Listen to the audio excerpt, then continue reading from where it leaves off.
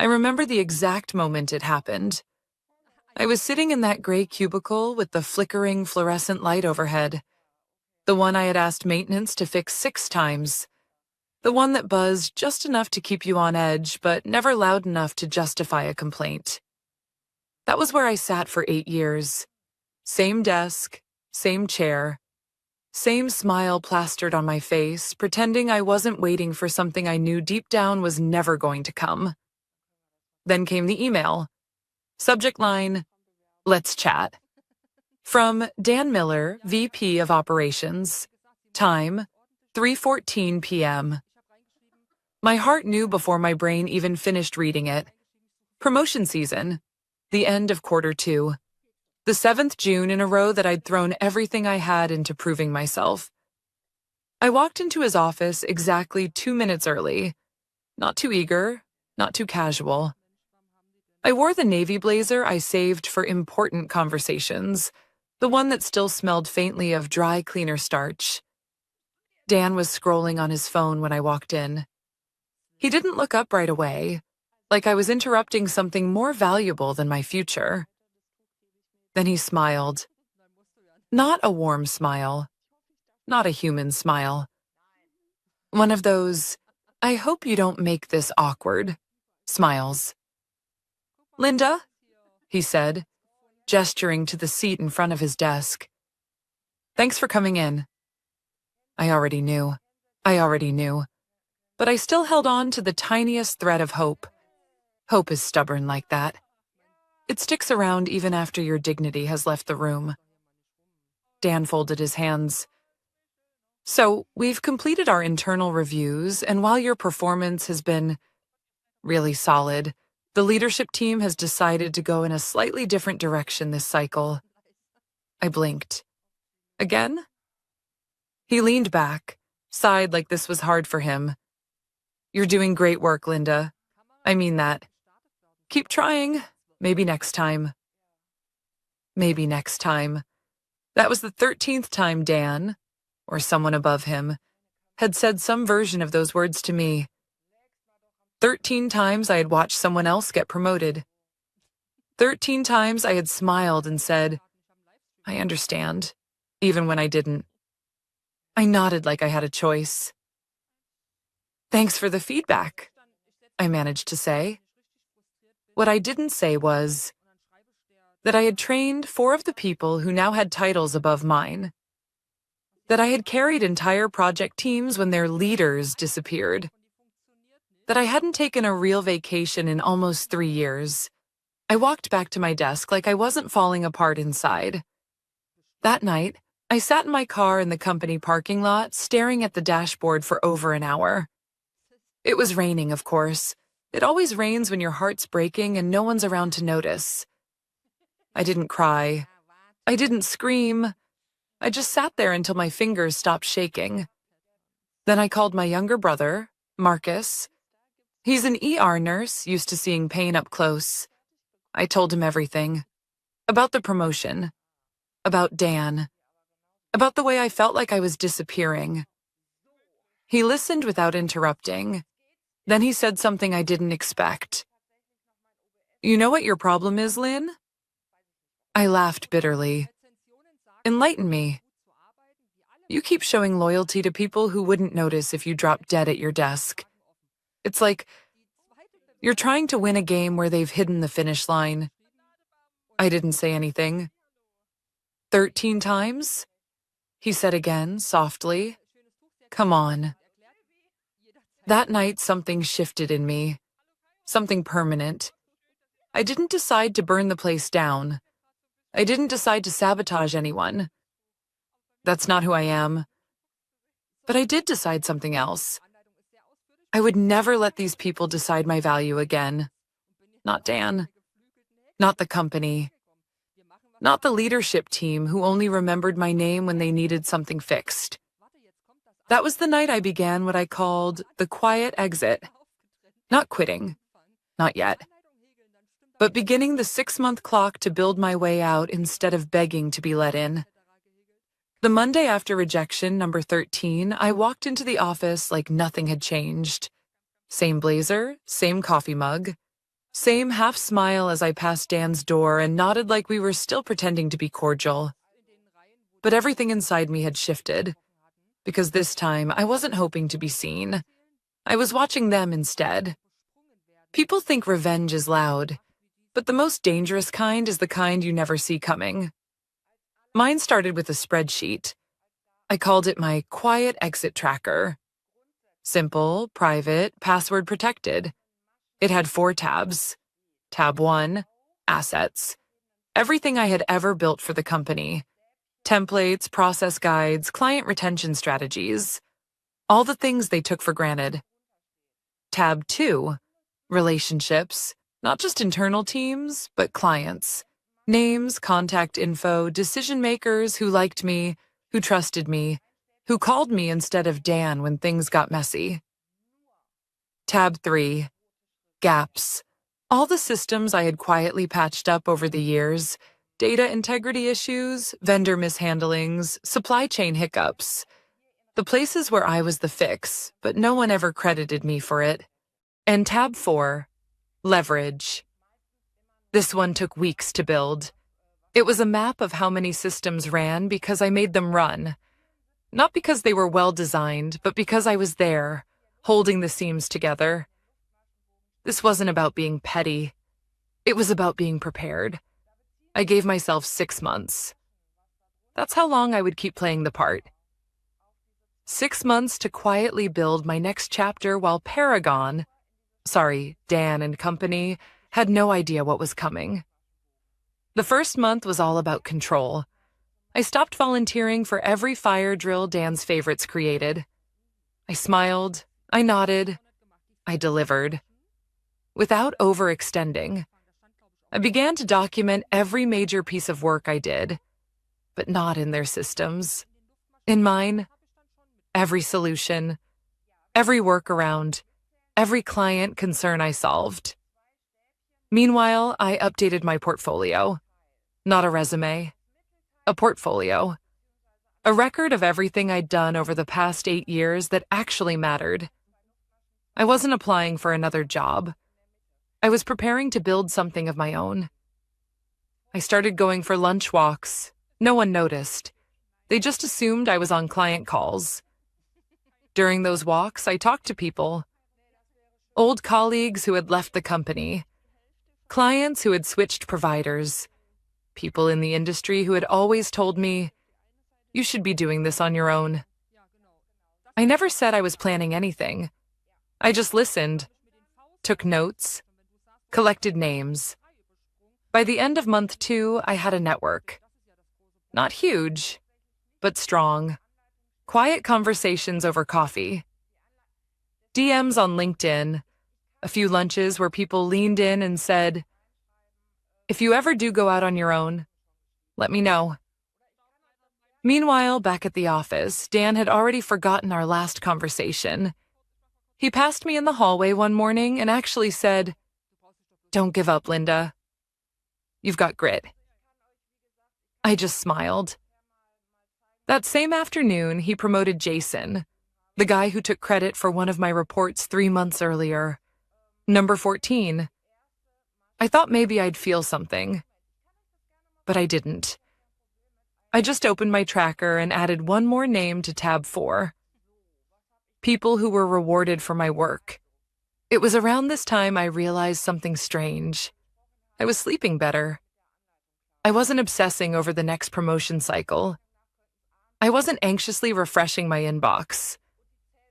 I wasn't sitting in bed replaying conversations with Dan, wondering what I could have said differently. For the first time in years, I wasn't trying to impress anyone. I was just building my exit. It wasn't easy. I'd have moments, brief ones, where I'd start to doubt myself. Where I'd hear that little voice that said, "You're not a leader. You're a safe pair of hands. You're replaceable." But then I'd remember, if I was so replaceable, why did everything fall apart when I was out sick for 3 days last year? Why did clients email me, not Dan, when projects hit the fan? Why did I always end up cleaning up the messes? The only reason I hadn't left yet was because I thought loyalty would eventually earn me a place at the table. Spoiler, it never does. By the end of month 3, I had outlined my business plan. Consulting, niche, specific, high value. I knew where the gaps were in our industry. I knew how many clients were sick of firms like ours. I'd been on the calls. I'd heard the complaints. I wasn't just planning to leave. I was planning to solve a problem that Dan didn't even realize existed. And I wasn't doing it out of bitterness. I was doing it because I deserved better. They just didn't know yet that when I walked out the door, I'd be taking far more than a desk plant and my coffee mug with me. And the best part? They wouldn't even see it coming. By month 4, the office started changing. Not in any dramatic, visible way, but in subtle, almost imperceptible shifts. People started coming to me for answers before going to their actual supervisors. It started with Tara from finance. Hey, Linda, quick question. Do you remember how we reconciled that vendor invoice loop last quarter? Jason said to wait for IT, but I fixed it in 10 minutes. Quietly. No credit asked. Then it was Sam from legal. Then Rachel from product. Then 3 different project managers from client delivery. It wasn't because I advertised myself as the go-to. It was because everyone knew who would actually get things done. And I made sure to note every single one of those moments in my quiet exit tracker. The dependencies were multiplying, and Dan had no clue. He was too busy planning a leadership offsite for quarter 3. I wasn't invited. Again, not that I expected to be. It was around this time that I also started getting emails from old clients. Soft pings. Hey, Linda, long time. Can we hop on a quick call? Or, I heard you were the brains behind that last rollout. Got time for coffee? I was careful. Never crossed any lines. I didn't sell anything. Didn't pitch. I just listened. Answered questions. Made myself helpful. Off the record. And here's the part they really didn't see coming. I started saying no. Not rudely. Not even directly. But subtly. Strategically. When Dan asked me to work late for the new onboarding schedule Jason had forgotten to implement, I said, happy to help, but I'll need a formal project brief first. When Kirsten, now a newly promoted client liaison, asked me to revise her pitch deck last minute, I replied, happy to review, but I have back-to-back deliverables today. Can you send it through official channels? Translation: I'm not your fallback anymore. For the first time in 8 years, I had boundaries, and the weirdest part? People respected them. Or at least, they learned to adjust around them. By the middle of month 4, I had completed the second phase of my plan, my escape hatch. I registered my LLC, just a shell company on paper for now. LMC Strategies. I hired a freelance designer to create a minimalist logo. I set up a clean, professional landing page. No services listed, no contact info. Just a brand, just presence. To the outside world, it looked like I was preparing for something. But to Paragon, I was still just Linda, the reliable one, the safe pair of hands. Dan even stopped me in the hallway one day and said, hey, you've been really solid lately. Keep it up. You never know when the next round of promotions is coming. I didn't even laugh this time. I just looked at him and said, thanks, Dan. Appreciate it. The truth is, I wasn't angry anymore. I was past that. What I felt was clarity. I could finally see the system for what it was. A loop. A rigged machine that fed off people like me. Quiet, competent, loyal, while rewarding whoever made the most noise in meetings. I'd spent too many years trying to solve an equation that was never designed to be solvable.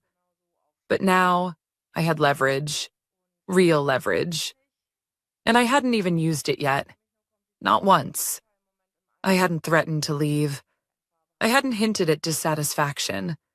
I hadn't made a scene or demanded anything.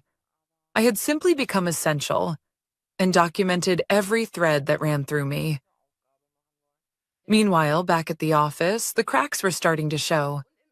Jason missed a vendor renewal deadline that cost the company $18,000. Kirsten submitted a client proposal with 3 incorrect data points and blamed the numbers team.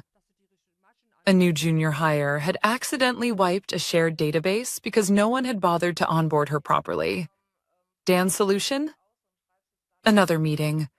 Another leadership alignment session. Another chance to say vague things like, "We're evolving our org structure to support excellence." And me? I just kept smiling, nodding, solving, while quietly building something better on the side. By the time I hit month 5, my pipeline was real. 3 clients had expressed soft interest in working with me if I ever decided to go out on my own. 2 of them had already asked for proposals. I hadn't sent them. Yet. Because this wasn't about desperation. This was about power, timing, control. And Dan, bless him, still had no idea. But he would. It started with a missed call from Meridian Systems. Dan didn't notice at first. Neither did Jason, or Kirsten, or anyone else sitting in that sleek glass conference room where people like me were never invited, unless they needed someone to take notes. But I noticed, because Meridian had never called the general support line before. They called me, every time. When I didn't answer that day, not because I was being vindictive, but because I was in a coffee meeting with someone much more important. They left a voicemail, one that made something inside me click. "Hey, Linda, just checking in. Noticed some changes in the reporting dashboard. It's not updating the way you set it up. We're kind of stuck. Can you take a quick look?" They said it casually, but I knew what that meant. They were circling, because when your clients are used to efficiency, any hiccup feels like a full-blown emergency. And I had built the dashboard from scratch. That night, I didn't open my work laptop. Instead, I opened a fresh document on my personal device.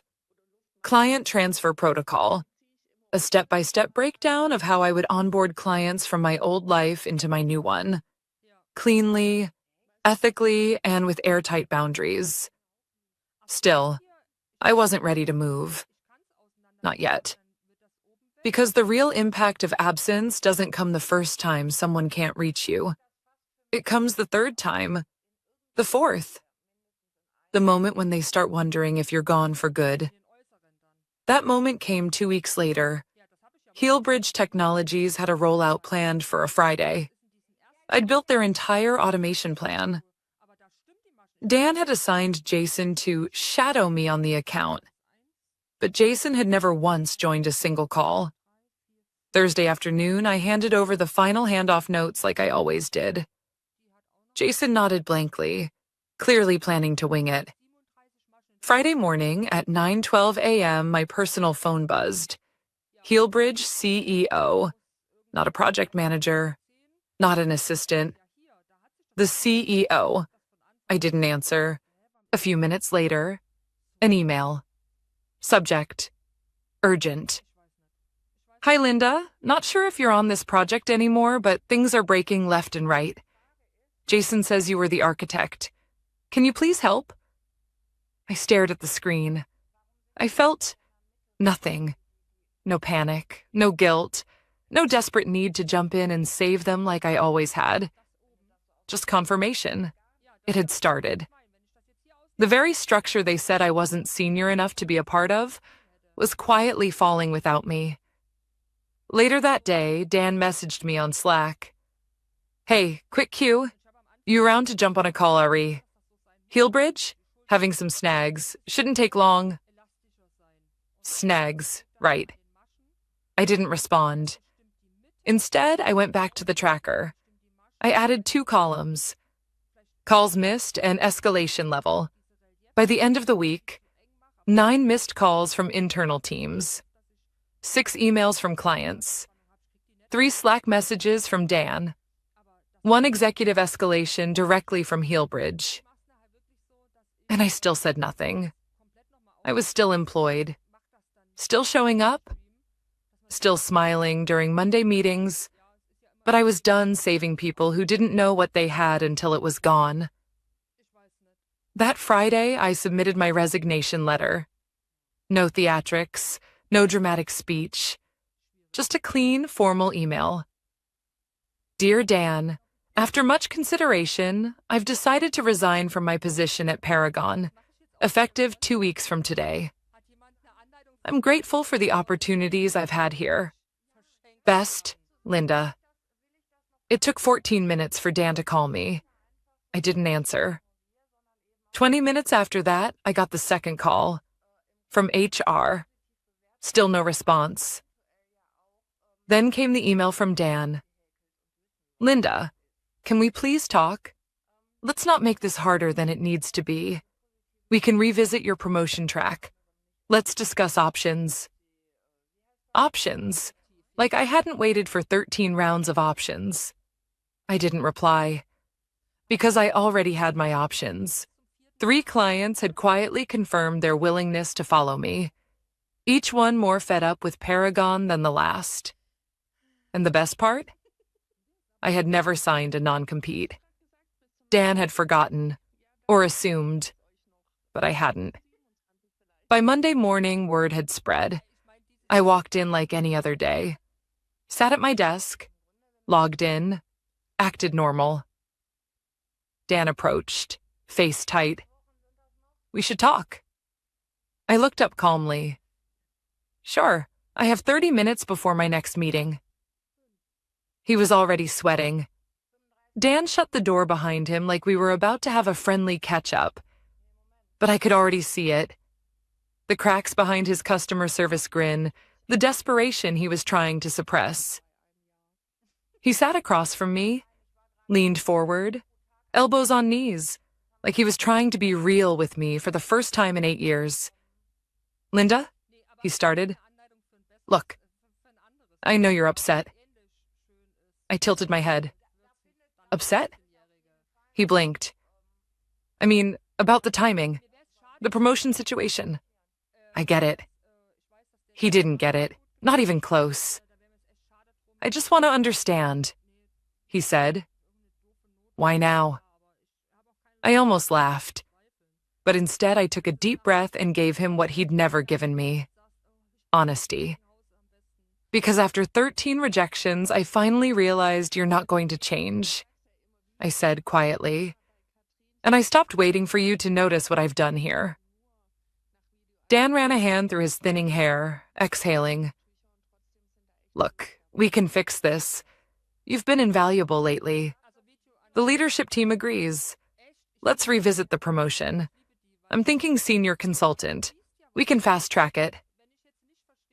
That would have worked 2 years ago.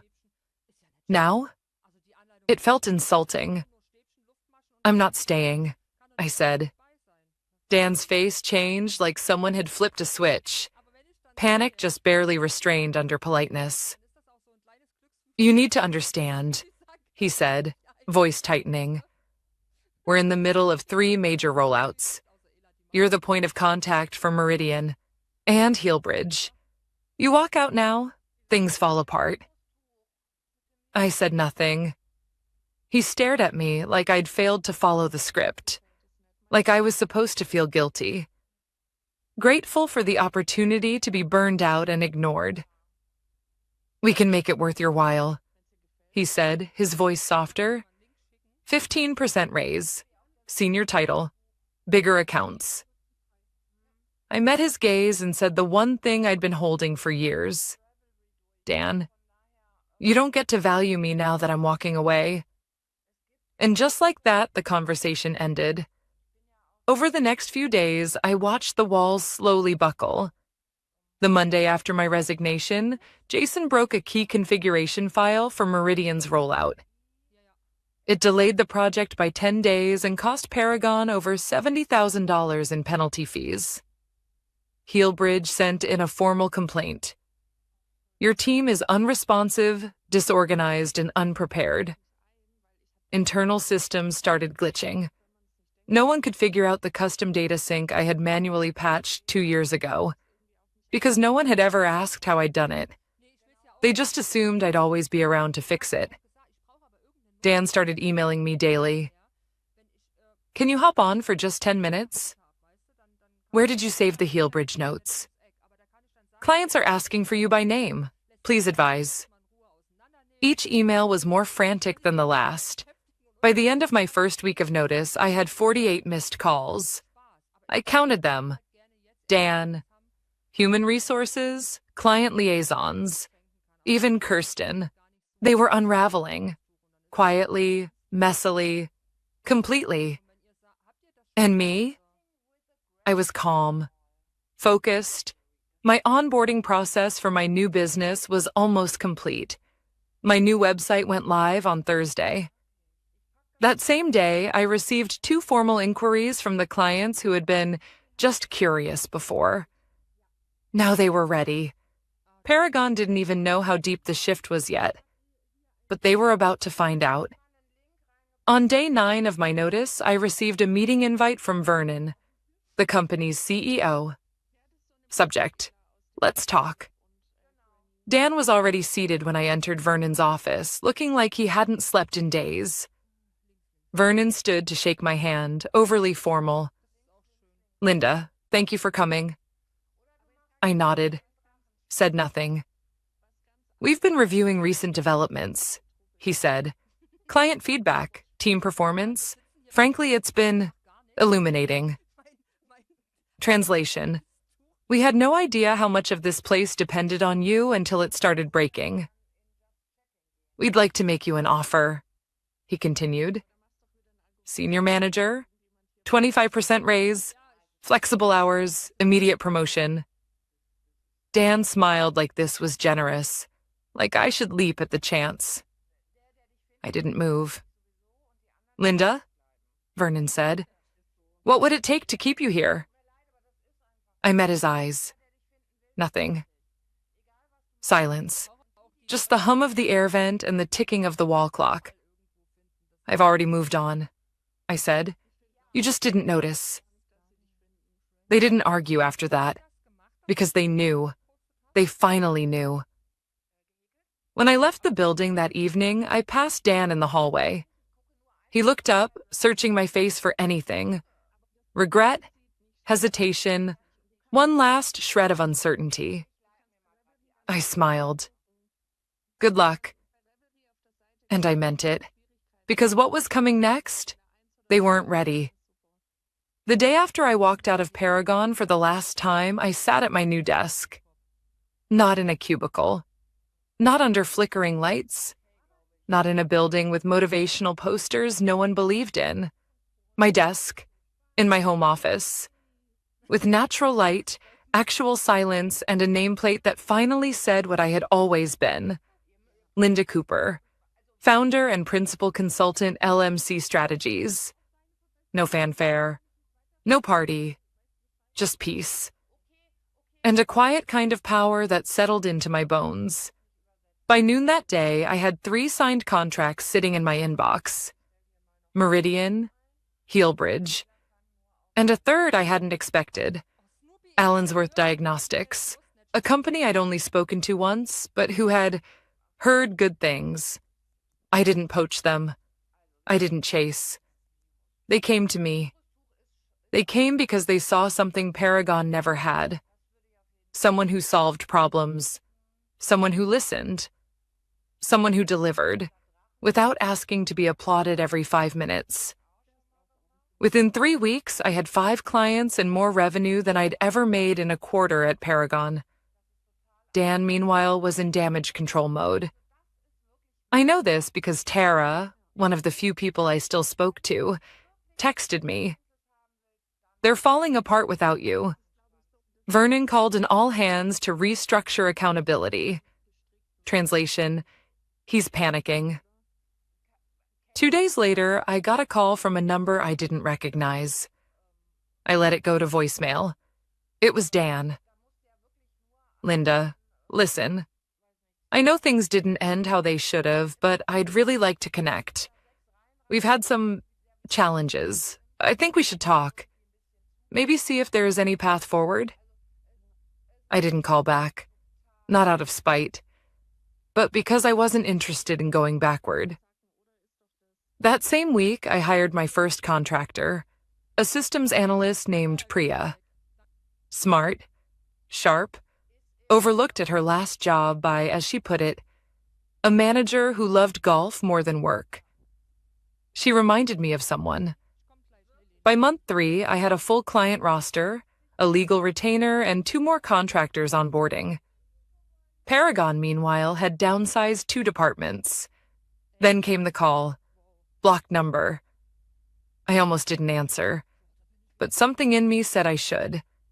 It was Vernon. Linda, he said, voice strained. Thank you for picking up. I waited. I won't waste your time. We're in a tough spot. Since your departure, we've lost 7 key clients. 3 have explicitly stated it was because of the transition. Morale is not good. Systems are breaking, deliverables are late, and Dan is no longer with us. I stayed silent. We'd like to propose a merger, he continued. We acquire your firm. You lead strategy, full autonomy. We need your help. It hit me right then. This was the fantasy I'd had so many nights before. Back when I still believed the only way to win was to be let in. But now I had something better than their approval. I had self-respect. I had proof that I could succeed without being tolerated, that I didn't need a seat at their table, because I'd built my own. I appreciate the offer, I said, but I'm not interested. There was a long pause. I understand, Vernon said quietly. Then, before he hung up, you were always better than we knew. Too late. A few weeks later, I met Kirsten for coffee. She looked exhausted. Said she was leaving Paragon, too. They don't know what they're doing, she said. They pretend everything's fine, but everyone's terrified. Your name's basically banned in meetings. I smiled. Not smug. Just satisfied. You built something, she said, and I want to be part of it. If you're hiring, I'll send my resume. I nodded. Let's talk. By month 6, we were a team of 4.